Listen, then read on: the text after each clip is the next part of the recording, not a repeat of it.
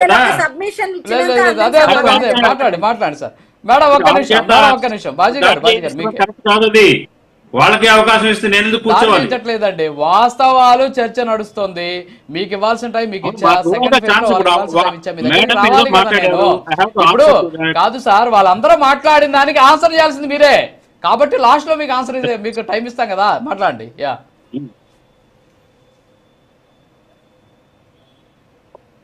అన్నానండి రాజు గారు. బాజీ గారు రియాక్ట్ అవ్వండి ప్లీజ్.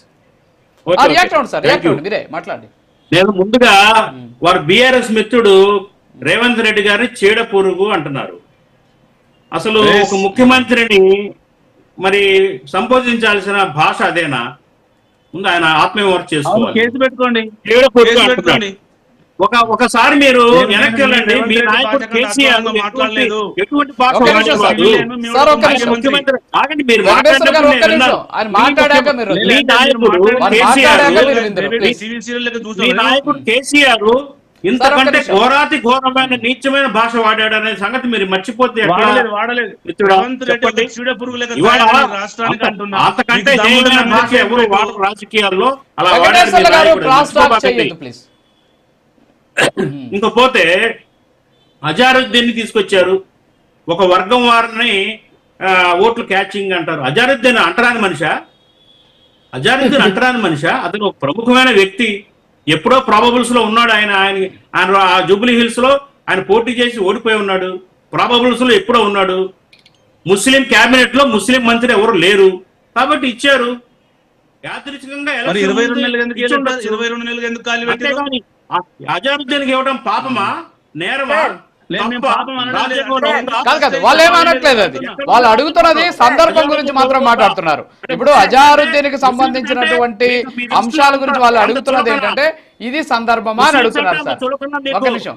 ఇంకొకటి ఇలా బండి సంజయ్ ఏం మాట్లాడాడండి? ఖాన్ బేగం నగర్ కావాలా, సీతారాం నగర్ కావాలా? దాంట్లో లేదా మత వివక్ష?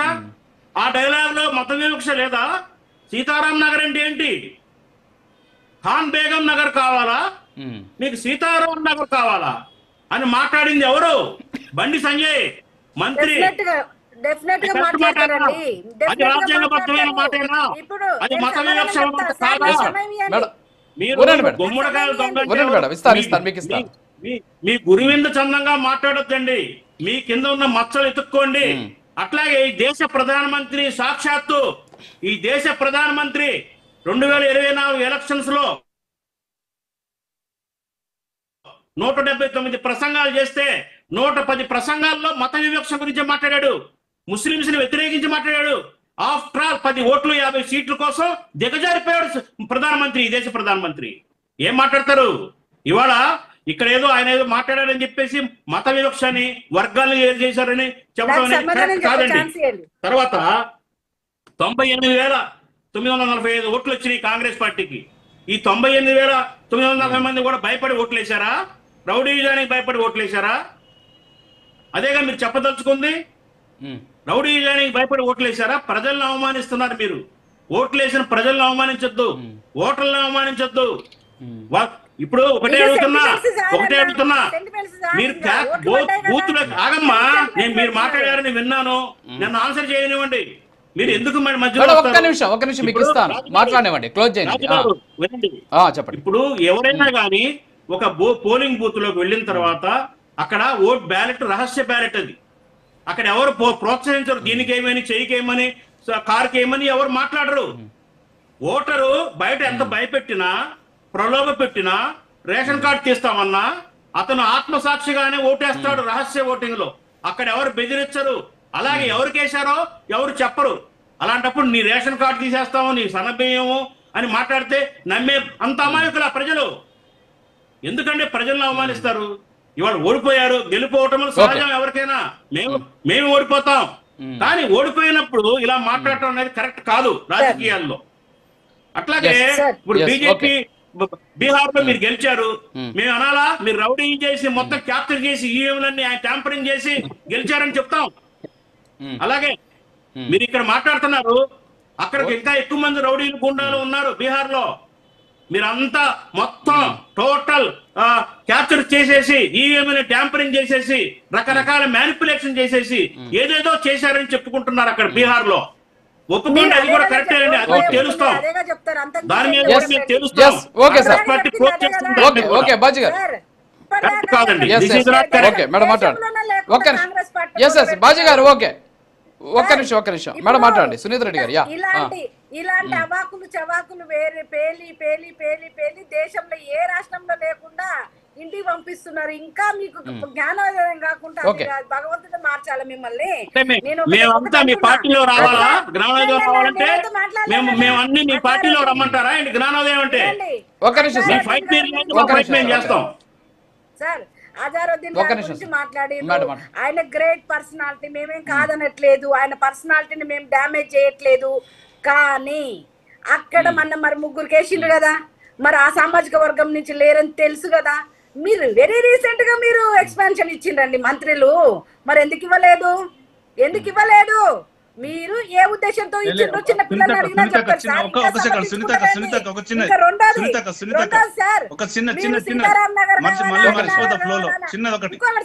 ఒక నిమిషం మాట్లాడియండి సార్. ఏం మాట్లాడుతుంది సార్? గబరస్థాన్ పెట్టిస్తాం మీకు. పెద్దమ్మ గుడికి 5 గజాల భూమి ఇస్తాందుకేమో అమ్మవారు మీకు అవతల పడేసి అది ఎక్కడుందో ఇప్పటి వరకు చెప్పరు. హిందువులు లబోదిబో మొత్తుకొని ధర్నాలు చేస్తే ఈడ్చి తన్ని అవతల పడేస్తారు. మీరేమో ఆర్మీ ల్యాండ్లు తీసుకొచ్చి ఇండ్ల మధ్యలో పార్కులు తీసేసి అన్ని తీసేసి గబరస్థాన్లు పెడతారు. అంటే ఒక హిందువుగా 80% ఉన్న మీరు ముస్లిం స్టాండ్ తీసుకోగా మేము తీసుకుంటా తప్ప హిందువులు చెప్పడం కనీసం హిందూ టెంపుల్ కు 10 గజాల భూమి ఏమంటే మీకు చేత కాదెందుకు? మీరు నోరు రాదెందుకు? మీరంట కాంగ్రెస్ అంటే ముస్లిమ్స్ అంటే కాంగ్రెస్ అంట అన్నప్పుడు మరి హిందువుల మనోభావం దెబ్బతినవా? హిందువుల గురించి మేము మాట్లాడొద్దా? ఇళ్ల మధ్యలో మీ గబరస్థాన్లు కట్టిస్తామంటున్నారే.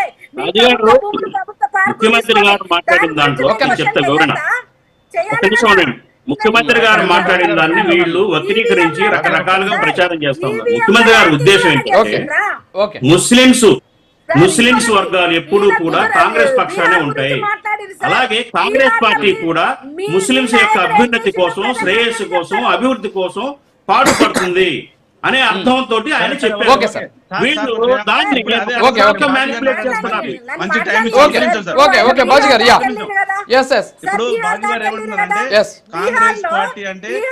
కాంగ్రెస్ పార్టీ అంటే ముస్లింలకు దగ్గర అవుతుంది, ముస్లింలు అంటే కాంగ్రెస్ పార్టీకి